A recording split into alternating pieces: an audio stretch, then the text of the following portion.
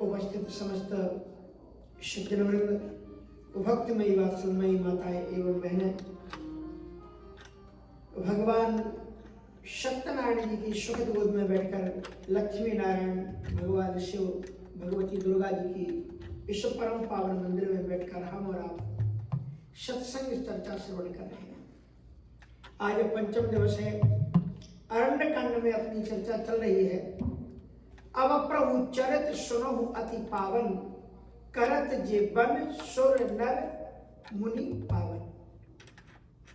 अति पावन चरित्र इसको कहा, क्योंकि यह जो चरित्र है पावन करने के लिए ही है। सबसे पहले अब ये वन शब्द है, या तो आप ये कह सकते हैं कि वन में, इस अरण्य कांड में, इस अरण्य मानी वन होता है। अरण्य को अरण्य क्यों कहा जाता है? जैसे कि आप देखें उपनिषदों में भी ये शब्द आपको मिलेगा, आरण्य। उपनिषदों में कहा जाता है आरण्यक उपनिषद। आरण्य क्या तात्पर्य क्या है? भारत और भारतीय का फर्क क्या है? भारतीय मानी क्या होता है? भारत का रहने वाला। उसी तरह से अरण्य मानी होता है वन, और आरण्यक मानी होता है वन में सृजित की गई संपदा। तो जो ऋषिमुनियों ने उपनिषदें लिखी वो वन में लिखी, अरण्य में लिखी। अब अरण्य का अगर शाब्दिक अर्थ करें तो इसमें दो शब्द हैं, रण और फिर अरण्य। रण मानी युद्ध, रण मानी विग्रह, रण मानी दुराग्रह, रण मानी आपस में क्लेशात्मक स्थिति। लेकिन जहां ये कुछ भी ना हो, जहां लड़ाई ना हो, दंगा ना हो, फसाद ना हो, वैमनस्यता ना हो, शांति हो, उस जगह को कहते हैं अरण्य। लेकिन यह जो अरण्य था, इस अरण्य में दो चीजें निवास कर रही हैं। जितने महात्मा रह रहे हैं इसमें, उतने ही दुरात्मा, दुष्टात्मा, राक्षसों का भी निवास इसमें है। क्योंकि जहां सत्पुरुष जाते हैं वहां असत पुरुषों का भी आगमन हो ही जाता है। गोस्वामी तुलसीदास जी ने लिखा है, सुख दुख पाप पुण्य दिन राति, साधु असाधु सुजाति कुजाति, दानव देव ऊंच और नीचू, अमीर सजीवन माहुर नीचू, माया ब्रह्म जीव जगदीशा, लक्ष्य अलक्ष्य रंग अवनीशा। तो काशी मग सुरसरी क्रम नावसा, ये युगल हैं, ये दोनों मेल है।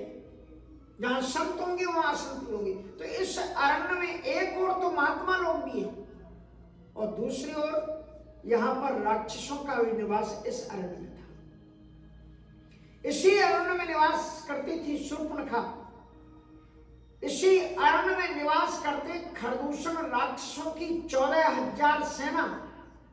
इसी अरण्य में भगवान श्री राम जी ने ऋषिमुनियों को, जो राक्षसों के द्वारा खाए हुए ऋषिमुनियों की हड्डियों का ढेर दिखाया।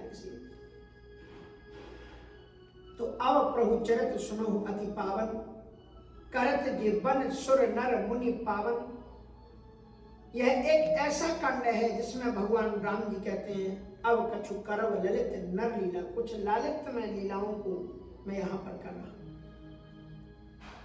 तो कल आप श्रवण कर रहे थे कि भगवान श्री राम जी सुतीक्षण को बिना मांगे वरदान देते हैं, और इतना अद्भुत वरदान देते हैं जिसके लिए कागभूषण जी कामना करते हैं। कहते हैं, प्रभु का दैन सकल सुख सही, लेकिन भगति आपनी दैन न कही। भगवान ने सारी बातें देने की कही, स्वर्ग ले लो, अमरत्व ले लो, रिद्धि ले लो, सिद्धि ले लो, आप पुनर्भव की वृत्ति ले लो, लेकिन भक्ति की बात नहीं की। और भगतहीन नर सरोन ऐसे, लवन बिना बहु व्यंजन जैसे।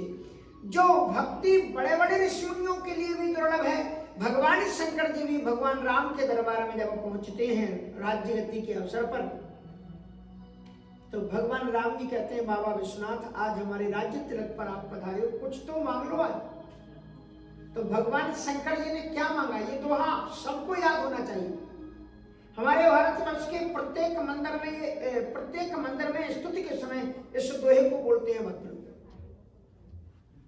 क्या कहा हमने? बड़ी सुंदर बात कहते हैं। वो कहते हैं कि जन्म जन्म रति राम पद यह वरदान न आन। ये भगवान शंकर जी कहते हैं कि मुझे और कुछ नहीं चाहिए, भगति सदा सत्संग। क्या मांगते हैं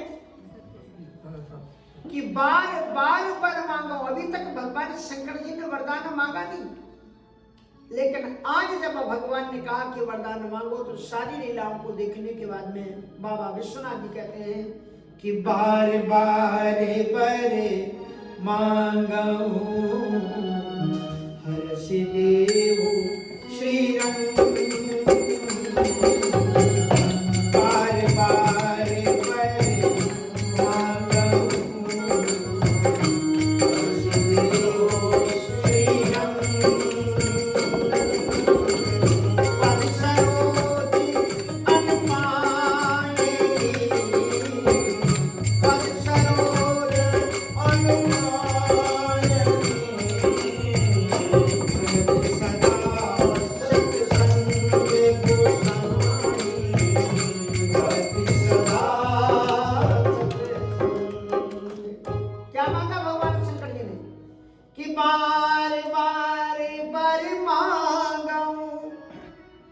हर्ष देव श्री रंग पद सरोज अनुपायनी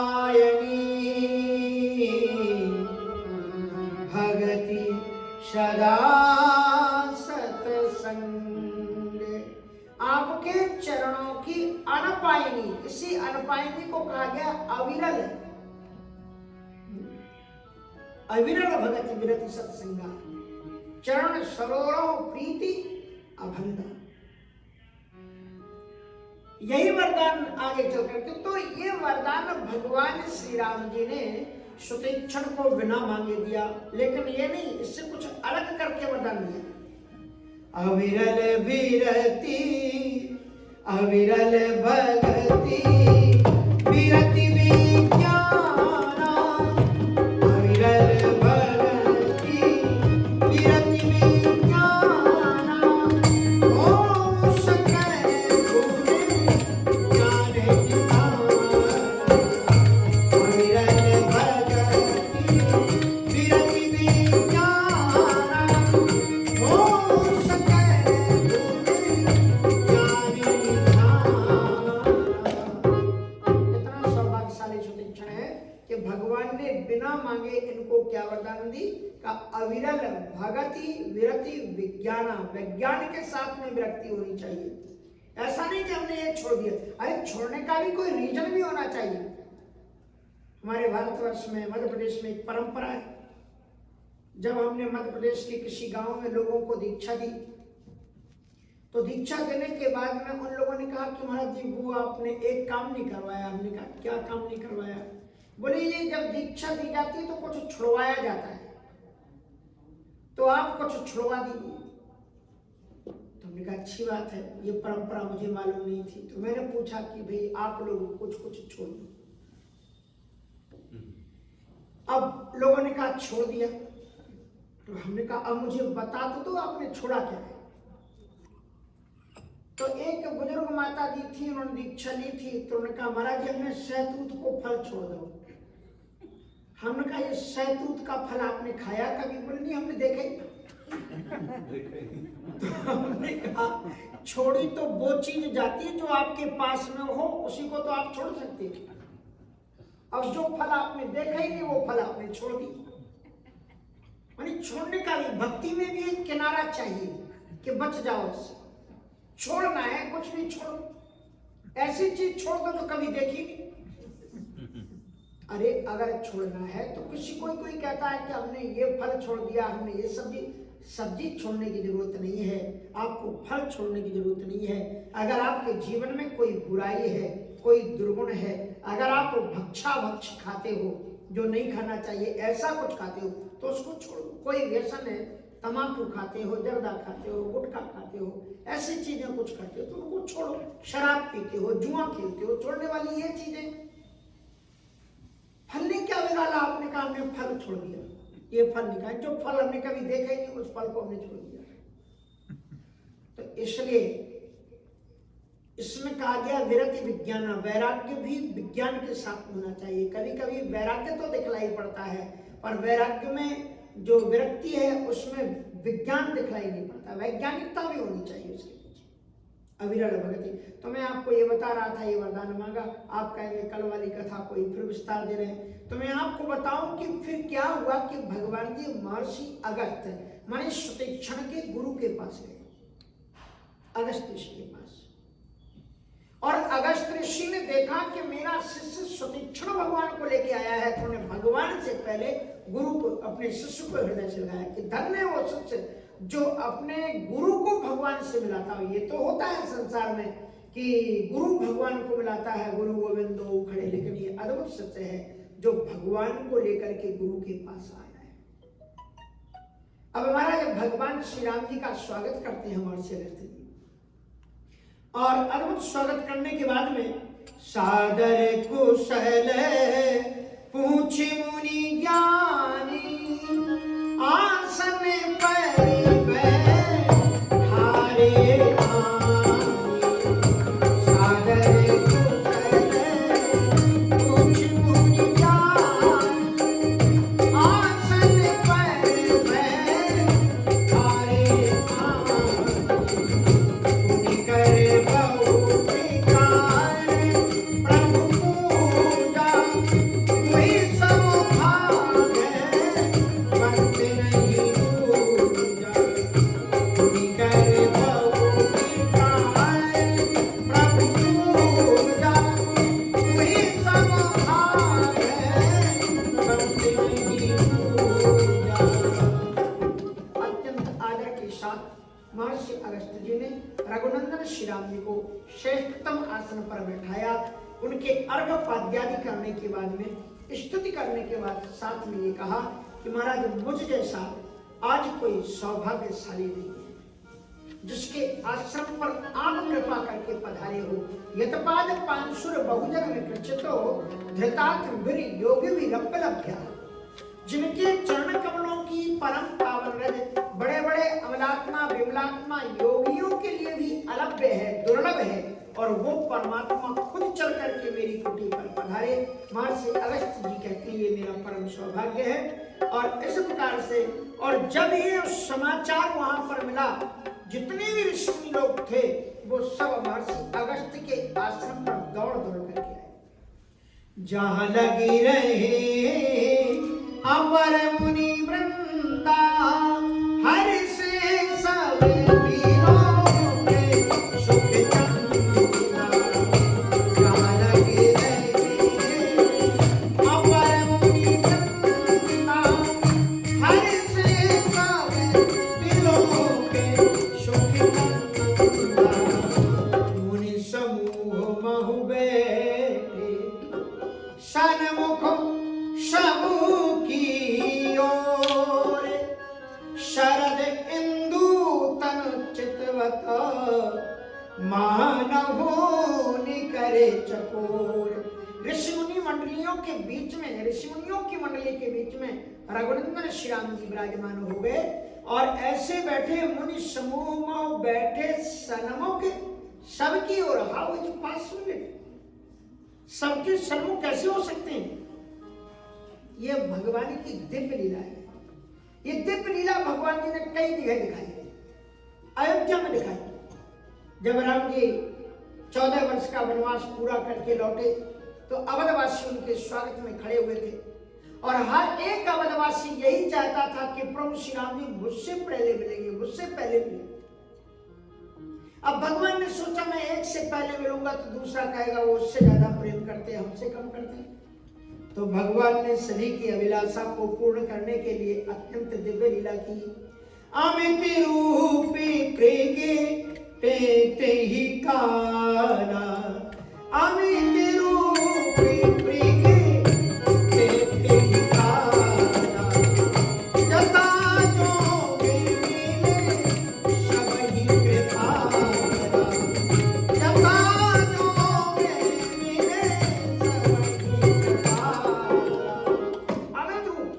अनंत रूपों में राम जी प्रकट किया, और जथा जो माने बड़ा था उसे प्रणाम किया, जो छोटा था उसे हृदय से लगाया।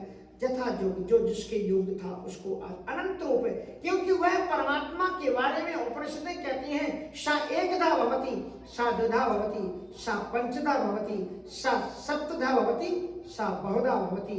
भगवान खुद कहते हैं अपने बारे में कि एकोपि हम भविष्य, मैं बहुत रूप धारण कर सकता हूं। जितनी महाराज से भगवान ने कैसे किया, जितनी भी जानकारियां थी उतने ही स्वरूप उन्होंने धारण कर लिया।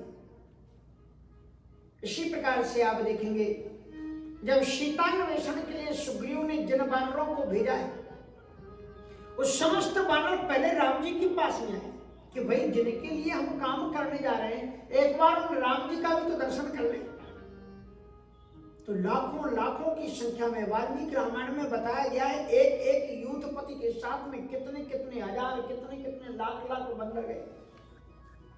भगवान शंकर जी कहते हैं इतने बंदर थे कि बानर कटक उमा में देखा और सो मूर्ख जो करण चाह लेखा। इतने बंदर थे कि कोई उसका गिनती नहीं कर सकता है, वो मूर्ख होगा जिनकी गिनती करने का प्रयत्न करे। लेकिन भगवान ने उन सभी बानरों के पास में जा करके सब चाहते थे कि एक बार मुझे देख तो ले राम जी। यमि रामम न पश्यतम, जिसने एक बार भगवान को नहीं देखा और जिसको एक बार भगवान ने नजर नहीं डाली उसका जीवन बिगड़ ही था, निंदनीय जीवन है। इसलिए हर एक वानर के मन में तलाश थी कि एक बार प्रभु जी मुझे देख ले। तो फिर भगवान ने क्या किया, अस कपिए कहना सेना माही, अस